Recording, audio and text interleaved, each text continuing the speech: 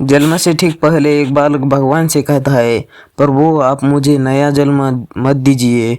मुझे पता है पृथ्वी पर बहुत बुरे लोग रहते हैं, मैं वहां नहीं जाना चाहता। और ऐसा कहकर वह उदास होकर बैठ जाता है। भगवान स्नेह पूर्वक उसके सर पर हाथ फेरते हैं और सृष्टि के नियमानुसार उसे जन्म लेने का महत्ता समझाते हैं। बालक कुछ देर हट करता है, पर भगवान के बहुत मनाने पर वह बनाया जन्म लेने को तैयार हो जाता है। ठीक है प्रभु, अगर आपकी यही इच्छा है कि मैं मृत लोगों में जाऊं तो वही सही, पर जाने से पहले आपको मुझे एक वचन देना होगा। बालक भगवान से कहता है, भगवान बोलो पुत्र, तुम क्या चाहते हो? बालक, आप वचन दीजिए कि जब तक मैं पृथ्वी पर हूँ तब तक हर एक क्षण आप भी मेरे साथ होंगे। भगवान, अवश्य ऐसा ही होगा। बालक, पर पृथ्वी पर तो आप अदृश्य हो जाते हैं, भला मैं कैसे जानूंगा कि आप मेरे साथ है कि नहीं? भगवान, जब भी तुम आंखें बंद करोगे तो तुम्हें दो जोड़ी पैरों के चिन्ह दिखाएंगे, उन्हें देखकर समझ जाना कि मैं तुम्हारे साथ हूँ। फिर कुछ ही क्षणों में बालक का जन्म हो जाता है। जन्म के बाद वह सांसारिक बातों में पड़कर भगवान से हुए वार्तालाप को भूल जाता है, पर मरते समय उसे इस बात की याद आती है तो वह भगवान के वचन की पुष्टि करना चाहता है। वह आंखें बंद कर अपना जीवन याद करने लगता है।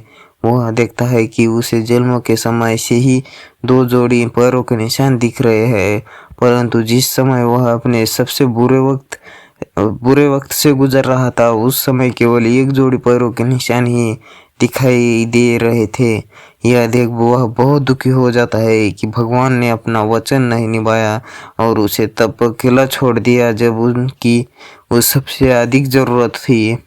मरने के बाद वह भगवान के समक्ष पहुंचा और उठते हुए बोला, प्रभु आपने तो मुझे कहा था कि आप हर समय मेरे साथ रहेंगे, पर मुसीबत के समय मुझे दो की जगह एक जोड़ी ही पैर दिखाई दिए। बताइए आपने उस समय मेरा साथ क्यों छोड़ दिया?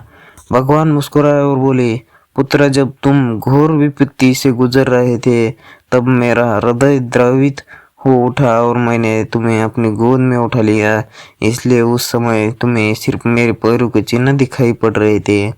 दोस्तों, बहुत बार हमारे जीवन में बुरा वक्त आता है।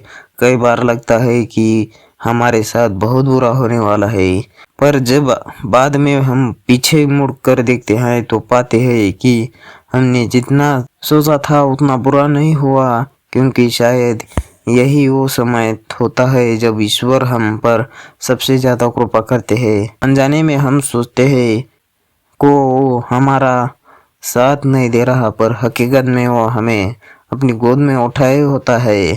तो दोस्तों, इस कहानी के बारे में आपकी क्या राय है वो मुझे कमेंट में बताना। मिलते हैं नेक्स्ट वीडियो में, तब तक के लिए बाय बाय।